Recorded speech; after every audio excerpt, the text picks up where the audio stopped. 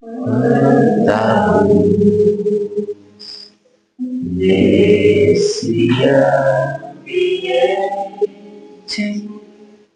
descendo sobre nós, vibrando em nossa mente, da luz. Quando assim desce, como a alma cresce aos olhos de Jesus. Quando a quando em oração a voz do Mestre fala ao nosso coração. Quando a luz descendo sobre nós,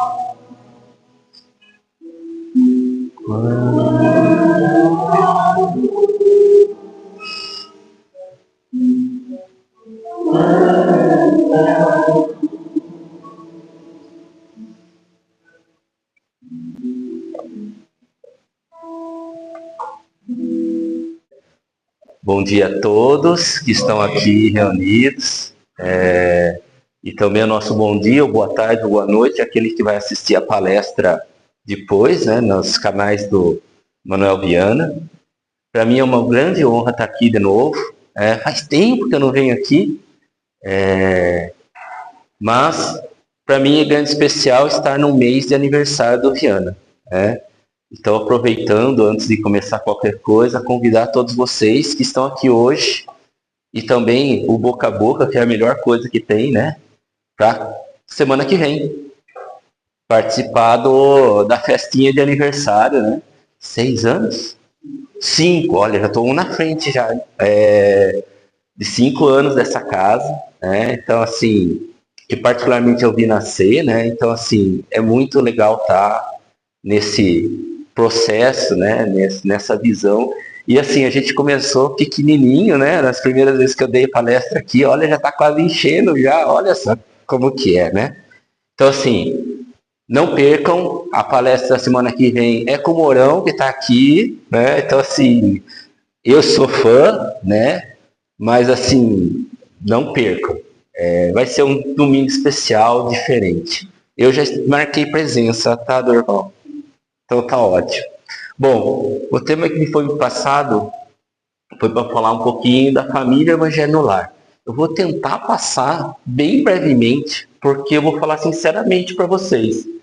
Dava tempo de fazer 2 seminários sobre isso, ou 2 palestras separadas sobre isso, porque é muita coisa, tá? Então, na minha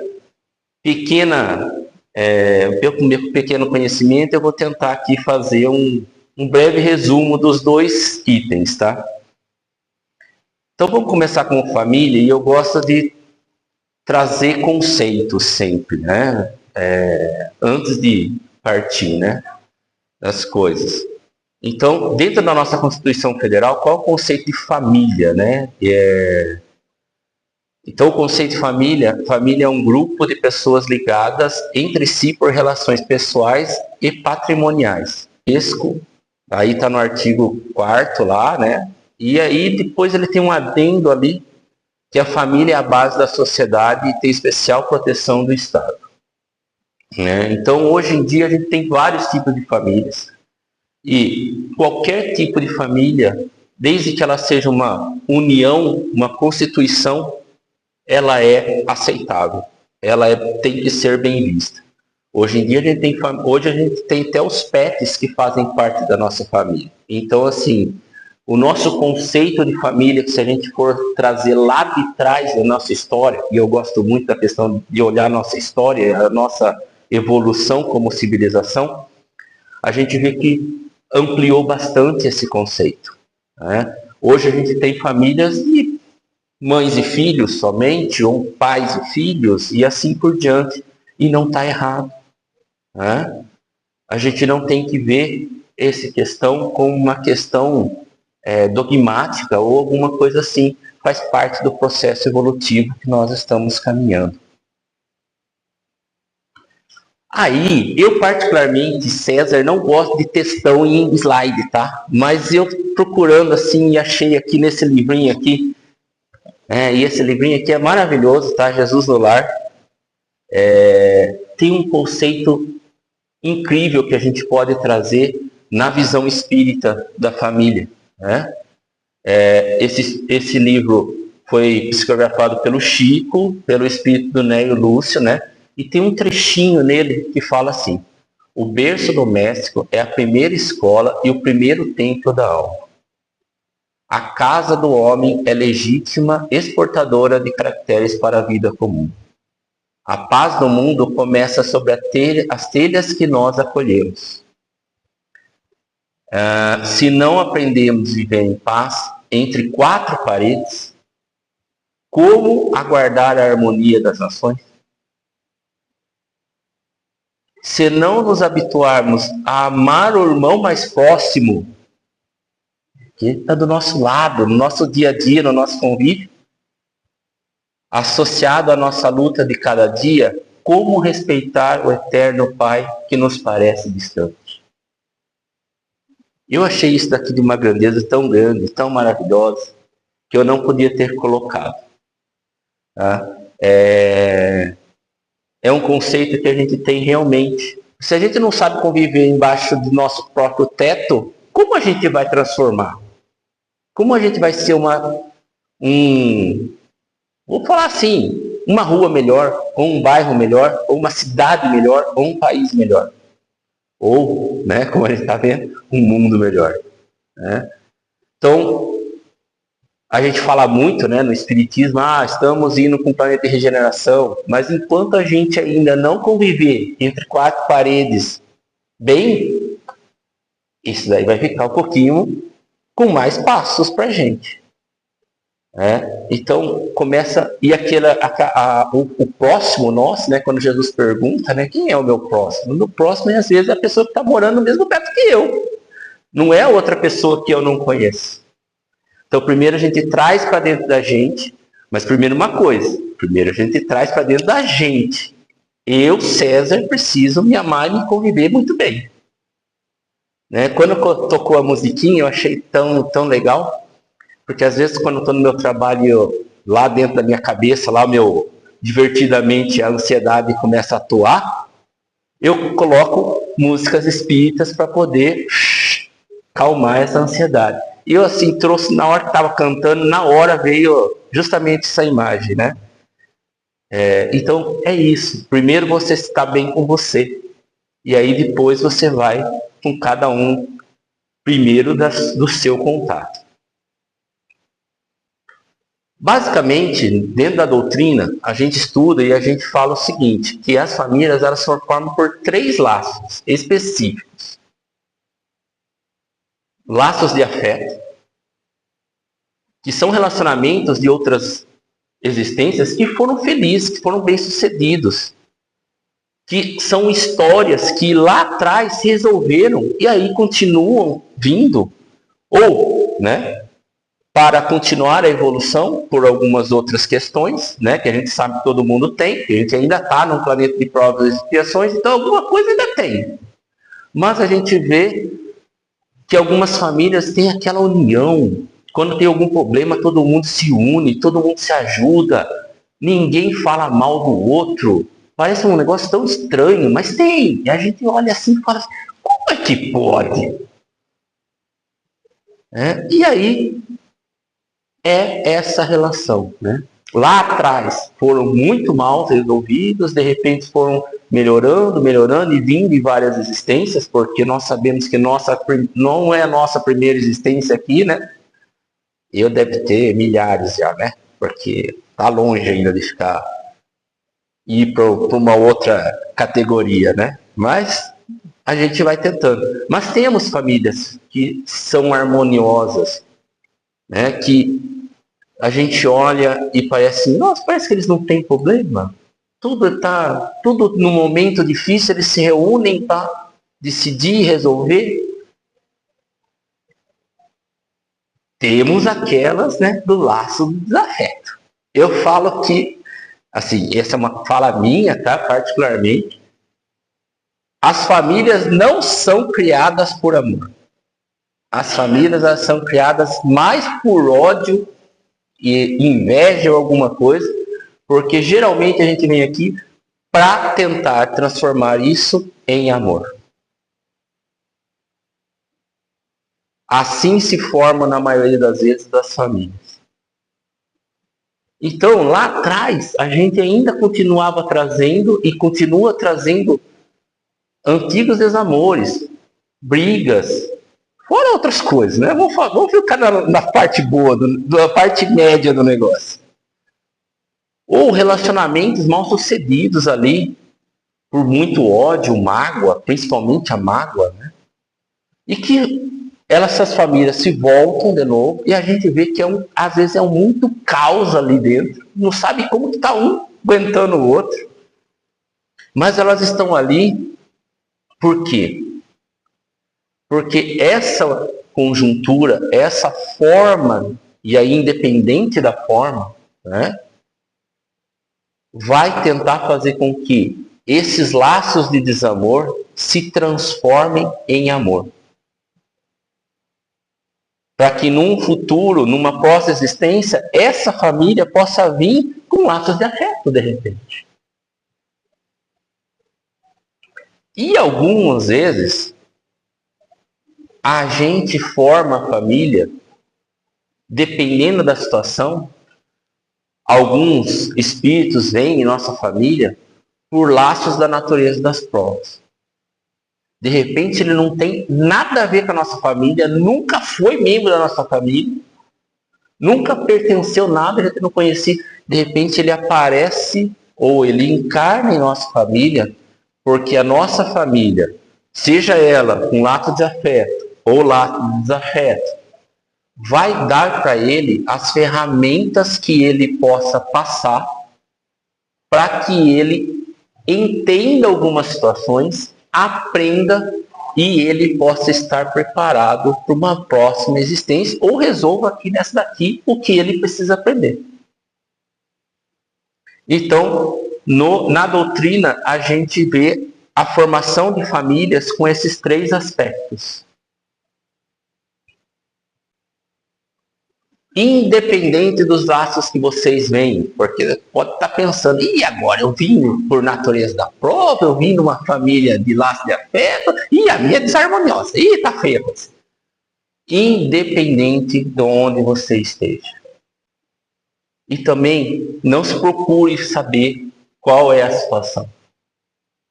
Só tem 3 palavrinhas que eu falo que nós precisamos fazer, que se faz necessário. Independente do laço, amor, amor e amor. Seja qualquer um desses laços. A partir do momento que você coloca amor, ou como estava lá no Jesus no Lar, conviver bem em 4 paredes, que é transferir amor para outras pessoas, para o próximo, você já está sendo transformado e você está transformando. Ah, mas as famílias de afeto precisam de amor? Lógico que precisam, mais do que nunca. Não é porque elas se dão bem que elas não vão transmitir amor também. As outras duas obrigatoriamente precisam. Mas aquela lá que é de afeto, quanto mais amor você tem, quanto mais amor irradia, mais elas vão se ficar unidas, mais o afeto vai aumentar. Então, sempre as dicas, eu sou a pessoa do podcast, tá, gente? Eu fico trabalhando às vezes e estou escutando podcast lá. Mas recentemente eu fui fazer um evento, eu fui participar de um evento, e assim, no final da palestra, era uma palestra sobre como conversar com as várias gerações que nós temos. né? A geração Baby Boomers, né? A Z, a X, a Millennials, né? E no final ele colocou um vídeo de uma, eu acho que era uma igreja, não lembro se era adventista ou anglicana, norte-americana, onde eles fizeram uma seguinte tarefa para as crianças. As crianças que estavam na evangelização, por exemplo, ali, tinham que ligar para os pais que não estavam e falar que amavam. Ah, eu te amo. Como era difícil. Era difícil para as crianças e era difícil para os pais estarem recebendo isso. Porque para os pais era uma surpresa o filho ligar do nada e falar: ó, pai, eu te amo, viu? Assim, a reação dos pais era inesperada e a reação das crianças também. Como era difícil para as crianças falarem isso. Então, não percamos tempo. Independente de ser criança, marido, mulher, esposo, pet, digam que amam. Digam que você faz parte do seu dia a dia. Digam que você é importante para outra pessoa. Sempre tenham essa possibilidade de trazer o amor dentro do coração de vocês e dentro da casa de vocês. Nossa, já dava para terminar a palestra aqui, né, gente? Bom, a família nos educa em 5 Ds que eu achei. Eu achei isso fantástico, tá? A desassistência, ela nos auxilia. Então, as pessoas que vivem naquela simplicidade, naquela coisa, naquela pobreza, aquela pessoa que trabalha de manhã para poder jantar à noite, né? Aquela situação difícil, a família muitas vezes ela é o esteio, ela auxilia nessa atividade. Ela auxilia a você a querer sair dessa situação. Nós não devemos ficar naquela situação de, tá bom, eu sou pobre, então eu vou morrer pobre, não sei o quê. Não. Nós temos que buscar formas justas e, principalmente, honestas que façam com que a gente saia daquela situação. Peguemos exemplos aí que a gente tem, os exemplos bons de pessoas que pai e mãe eram pessoas assim bem humildes e que fizeram de tudo para o filho estudar e hoje o filho consegue auxiliar os pais naquilo ali. É esses exemplos que a gente tem que ter. Então, assim, é ficar na miséria? Não, mas é entender aquela situação que está passando, colocar em prática aquilo que eu posso fazer no meu limite para que eu não passe tanta situação difícil e que eu tenha um bem-estar. E com isso eu consiga resignar aquilo que eu estou passando. Bom, isso daqui ajuda bastante. Diferença entre as pessoas. Quantas vezes a avó, ou o próprio pai, ou a própria mãe, né? Eu escutava muito disso quando eu era criança. Você não pode brigar com a sua irmã, é sua irmã. Né? O avô chegar, você não briga com seu pai, com a sua mãe. Eles são seu pai, sua mãe. Quantas vezes eu escutei isso? É isso. Essas nomenclaturas vêm para a gente se colocar no trilho, né? Do tipo assim, não é através de agressão, mas através de conversa, de amor, de troca, onde você conversando com o seu filho ou você conversando com o seu pai, entende como conviver com as outras pessoas. É ali que nasce a convivência social. É dentro da própria família, porque nem o pai, nem a mãe, nem os irmãos, nem as avós são iguais. Então imagine isso numa sociedade. E aí a gente vai encontrar muito mais gente diferente. Então, essas diferenças que a gente passa na família nos auxiliam a trabalhar no dia a dia com as diferenças que nós vamos ter com as outras pessoas e a entender melhor essa situação. Bom, dificuldades que a vida traz. Eu sempre gosto de dizer que a família é sempre o porto seguro. Então, assim, está passando por um momento difícil, está passando por uma situação que ela não consegue sair ou está difícil, geralmente a família é esse local onde a gente pode ancorar o barco por um tempo, segurar as pontas, receber o apoio de volta e aí com isso, né? Aí a gente coloquei aqui uns exemplos, né? Falta de emprego, quantas vezes, né? Aí o pai ou a mãe ou alguém ali fala, mas eu conheço alguém, de repente eu consigo, não sei o quê. Vamos ver se eu consigo alguém para, né? O boca a boca sempre é bom, né?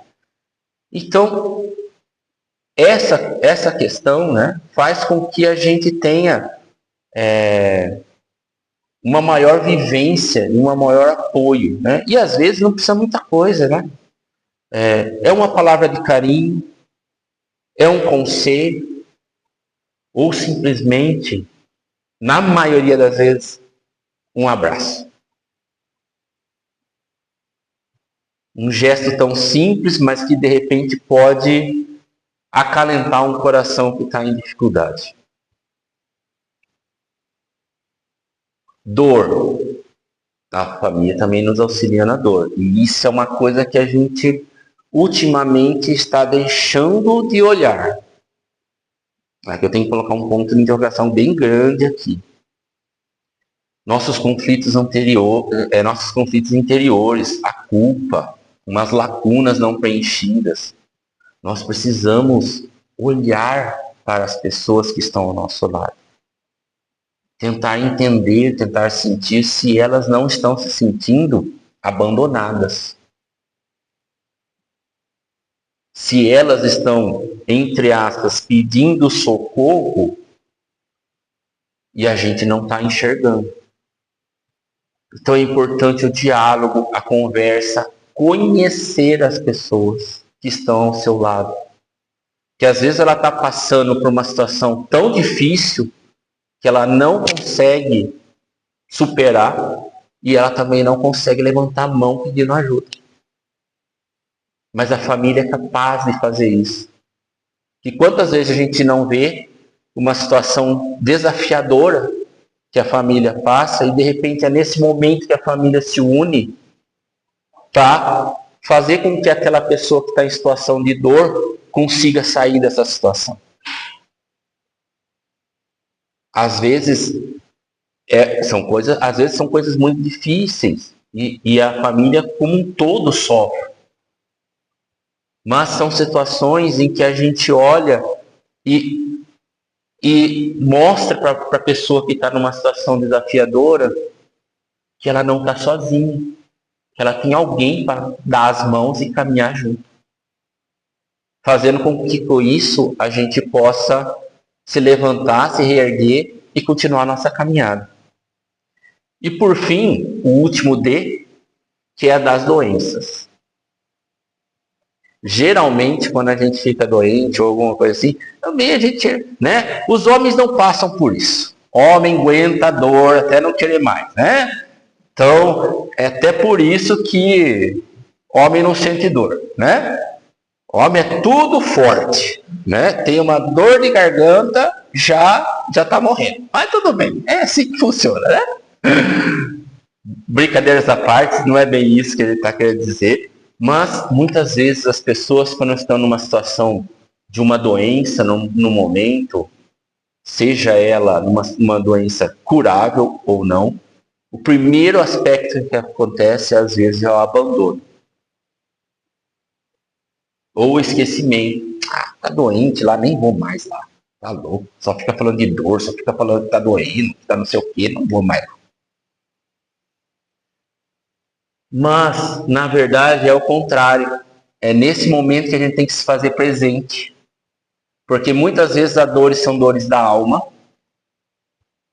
E essa dor da alma só vai ser resolvida com o apoio, com a segurança, com o bem-estar, com a pessoa sabendo que ela pode contar com você, independente do horário. Pode ser 3 horas da manhã, a pessoa está numa situação difícil, mas ela liga e você atende. Mesmo com sono. Então é trazer esta pessoa para dentro de você, estar mais próximo, ver com que ela não esteja abandonada, mostrar para ela o quanto ela é importante. Muitas das situações, essa doença pode ser reversível e a pessoa voltar ao estado de saúde normal. Ou, se não tem reversão, realmente é um momento em que ela está indo para o desenlace, ela não se sente sozinha. Ela sabe que vai ter alguém segurando a mão dela no momento mais difícil para ela.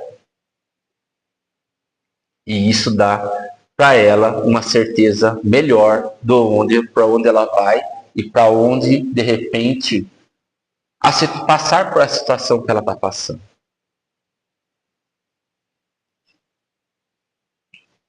Bom, assim nós temos na família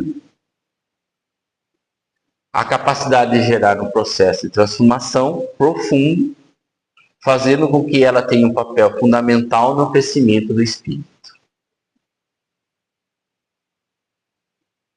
Agora nós vamos trocar de assunto. É interessante porque troca de assunto numa hora, né? Evangelho no lar agora. Eu não vou falar muito de Evangelho no lar aqui, porque eu tenho certeza que todo mundo faz, todo mundo sabe como fazer, então eu vou passar só por algumas questõezinhas bem simples, tá? Espero, né, que todo mundo faça. Bom, vamos lá tentar entender. E aí? E vamos falar a verdade? Nós espíritas somos meio chatinhos com isso daí, né? A gente vai lá no diálogo fraterno, ou atendimento fraterno, depende do nome, né? Conversa fraterna. A gente conversa e uma das primeiras coisas que a gente pergunta, depois de escutar a pessoa, tem mais evangelho no lar? A gente é bem, taxativo nessa questão. Mas quem trouxe a prática do evangelho no lar? Já pararam para pensar nessa questão? Quem que trouxe esse hábito para a gente de fazer uma oração, de orar em família ou em amigos, uma vez por semana, num determinado horário? Foi o Espiritismo? Foi Kardec? Kardec fazia o evangelho no lar? Depois de um certo tempo, sim. Mas enquanto ele estava estudando, não.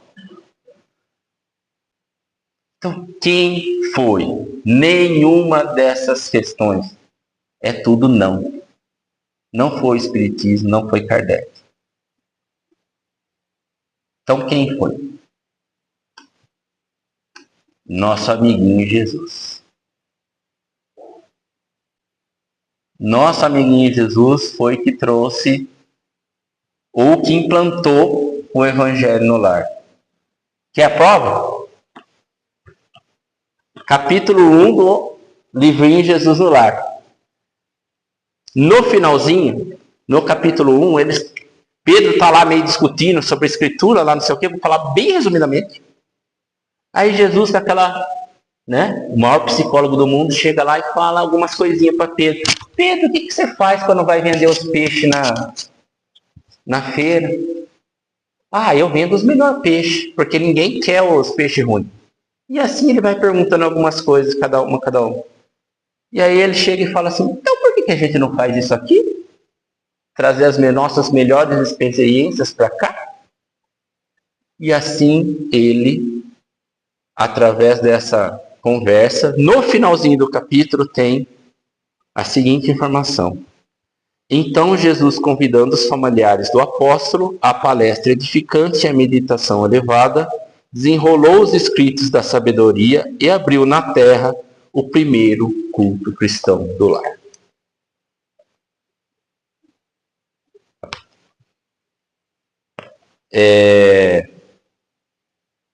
Então está aqui. Então Jesus trouxe para a gente, Jesus pediu para que a gente pudesse se reunir e conversar um pouquinho, para trazer um pouco de amor, harmonia ao nosso grupo familiar, a conviver bem entre quatro paredes. Nesse livrinho aqui também tem um roteirinho, mas isso muda de família para família. Eu particularmente não sigo muito bem esse roteiro, tá?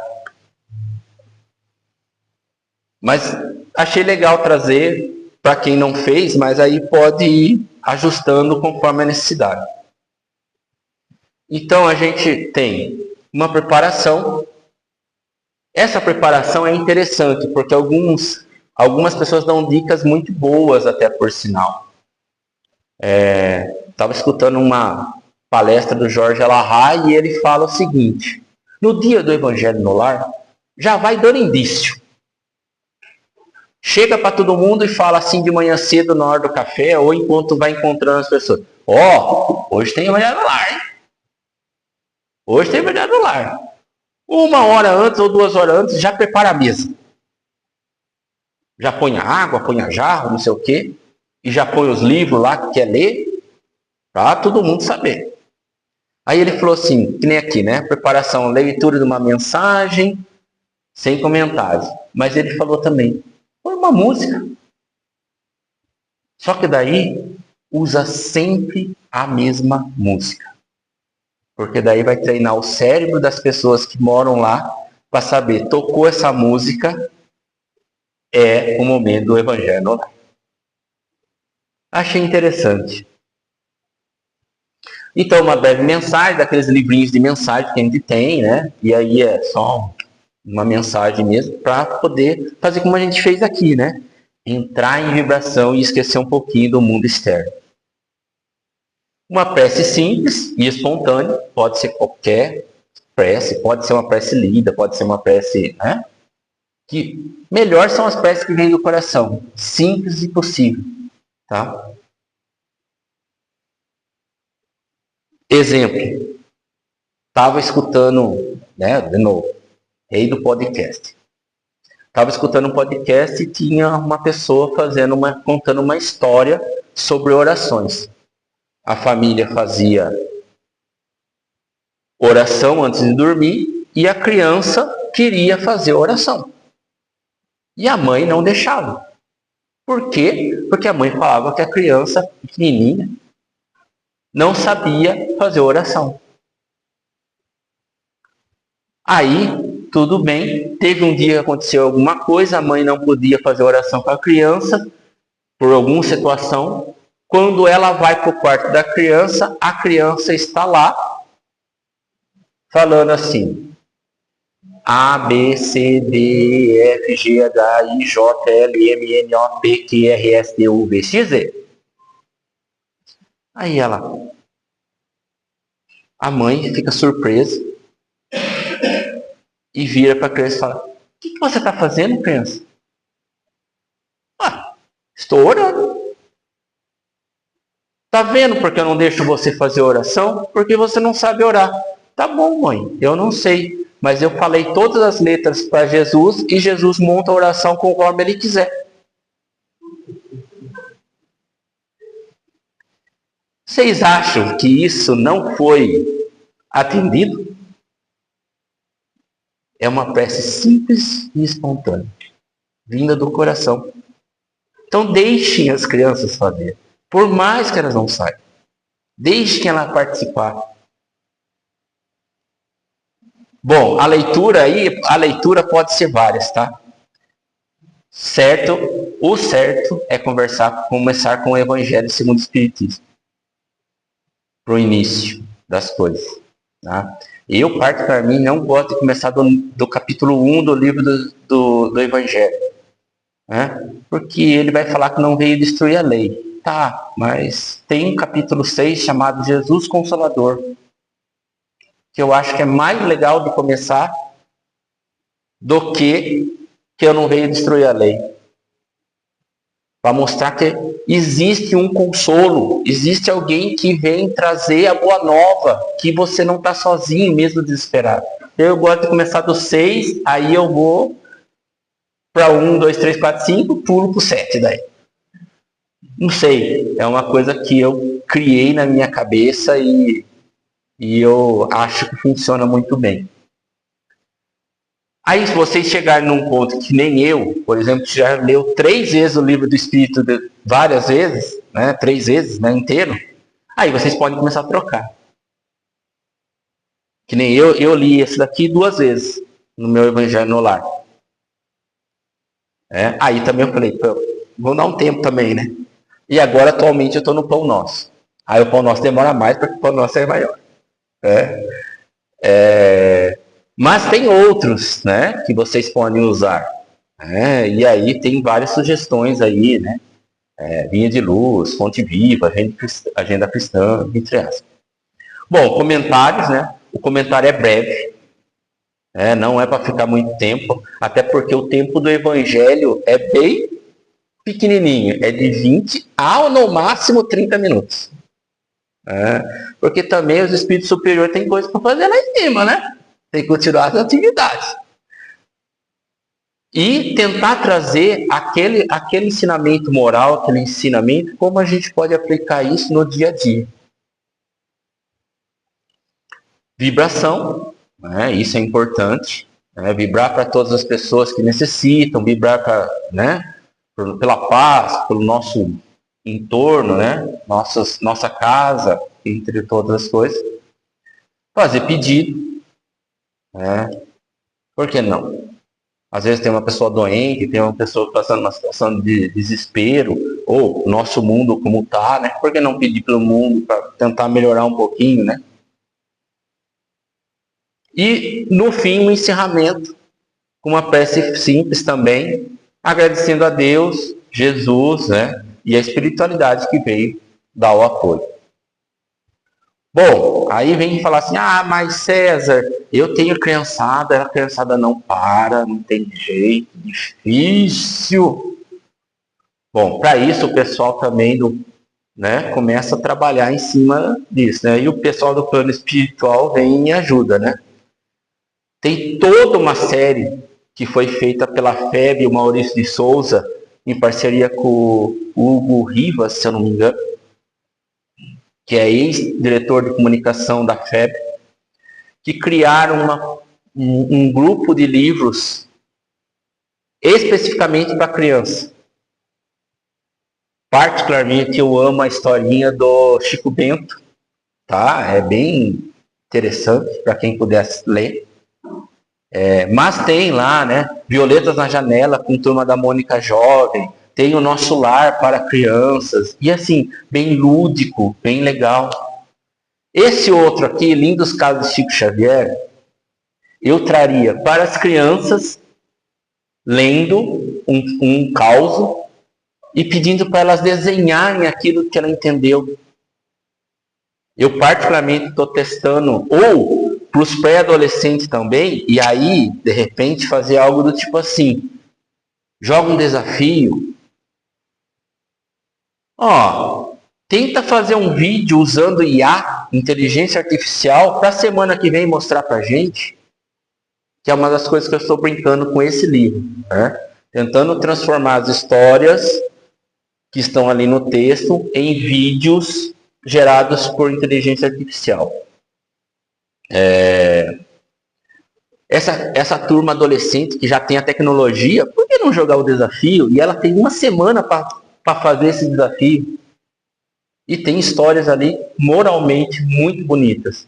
E para as crianças também é bem lúdico, porque é fácil, né? Então, se a criança estiver desenhando no momento que vocês estão conversando sobre o texto do Evangelho, a criança dá tempo de desenhar, né? Então, são as sugestões. Adolescente, pré-adolescente, né? Temos 2 aqui também. Alvorada Cristã, que é muito bom esse livro.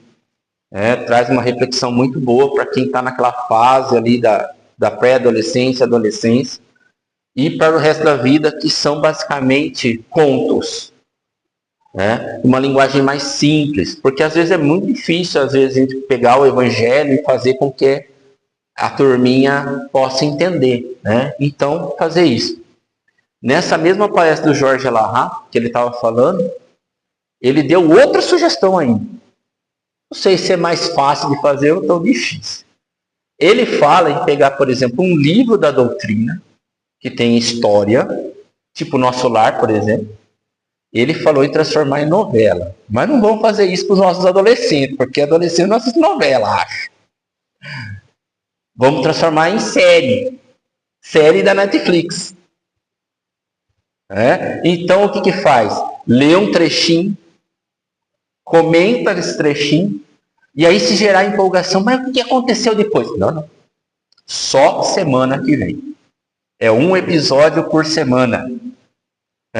Não é bem série da Netflix, porque série da Netflix ela libera todos os episódios, né? Mas as séries que são semanais. Né? Então, isso também pode fazer com que os adolescentes ali queiram participar. Né? E nós temos um monte de livro da doutrina que contam várias histórias. Então, isso é interessante. Agora, uma coisinha que eu gostaria que vocês prestassem atenção é o que não fazer no Evangelho no Lar. Má vontade. O que foi? Essa é pra você. Por quê? Tua cara, tem má vontade com a gente. Sou. Não sou. Quem tá mesmo de colocar a carteira da telefonia? Fica naquele pinga, quando eu vou deixar, eu vou fazer. Fica lá, doidinho, inesperadamente, como se fosse um pouco. Assim que terminar de você primeiro fazer o que você tá? Posso ajudar? Não há vontade de ver a sombra. A sombra favorece. O tema do Evangelho de hoje. Não acredito. Que coisa. Pelo que minha mãe falou de hoje, a cara dela, o tema, o egoísmo. Que isso aí? Que isso? Não é minha mãe. Conheço desde que reencarnei. Ela disse só pensa no próprio livro. Bom, tem como a gente se concentrar aqui, viu? Você me veio, né? O egoísmo chave da humanidade tem que desaparecer da Terra. Já não, tá isso. Desculpa, eu tenho que mandar isso, né? Mãe, nós vamos ver hoje no culto. Olha só o que caiu. Egoísmo. Semana que vem, nosso tema vai ser fé e caridade. Deixa eu até irmão para participar, né? Cara dele, fé e caridade do teu irmão é bom caviar. Cadê isso? Vou falar. Não, eu não ganhei aqui. Vingança. A cara da supervisora. E não pegar, pode ver? Olha, Muda a cara que vem aqui do lado. bem aqui lá, A cara da Juliana da supervisão. parábola do mundo. A cara do chão. Aquele que celebra será rebaixado. A cara do mágico. A cara do cabeleireiro. Do jeito que são com a sua. Nada, daí eu falo a hora. É a cara dele, fica pintando o cabelo. Eu acho que assim, tudo é a cabeça de tudo e nada é com você. Não, deve ter alguma coisa que seja pra mim, sendo perfeita. Tem sim. Tem sim. Tem uma parte aqui que serve direitinho pra você. É aquela parte que fala da pessoa que tem uma cara no olho e fica vendo os olhos dos outros. A gente tá no logista.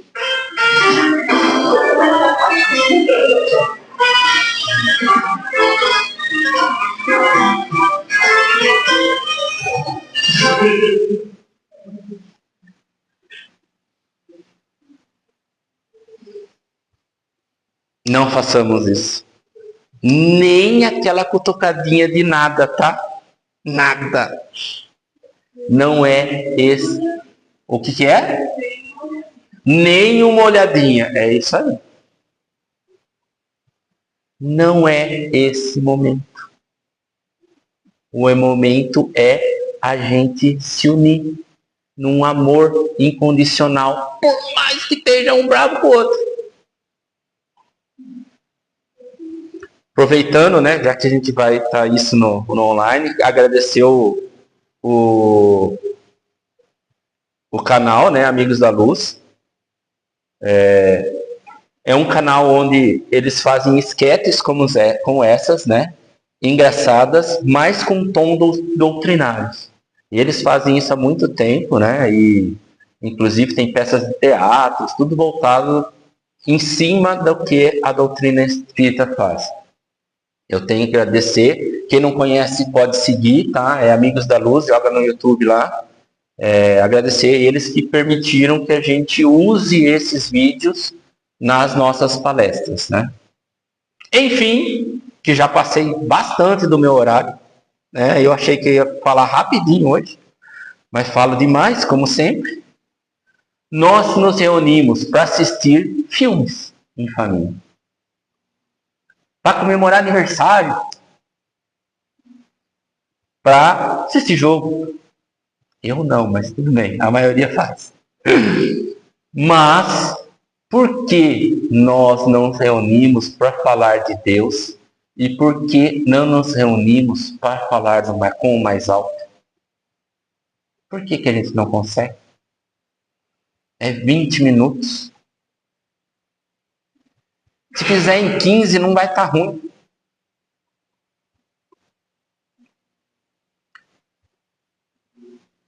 O Evangelho no Lar é aquele momento em que a gente convida Jesus a entrar na nossa casa. Reparem na foto. Ele está batendo na porta. Tem maçaneta do lado de fora? Não. A maçaneta é interna. Então, é nós que abrimos a nossa casa para que Jesus, o ensinamento dele, possa penetrar em nosso lar. Se a gente não fizer isso, ele não entra. É uma analogia. Né? A gente sabe que Jesus em pessoa não vai, Jesus em espírito não vai vir em casa, mas é aqueles que estão trabalhando para ele, é aqueles que precisam ouvir as palavras ainda, né? Mas é trazer a moral e os ensinamentos dele para dentro de casa. E só nós podemos fazer isso. Se ele não for convidado, ele não vai entrar. Que nós possamos abrir nossas portas de casa para que os ensinamentos dele possa trazer o bem-estar e o amor que tanta gente necessita. Por fim, o culto do Evangelho no Lar aperfeiçoa o homem aperfeiçoa e ilumina a família aperfeiçoada melhora a comunidade e a comunidade eleva a nação. Emmanuel, Chico Xavier, no livro Nosso Livro. Não sei se isso é verdade, mas é. Está aqui. Né? Mas são palavras de Emmanuel. Muito obrigado, gente.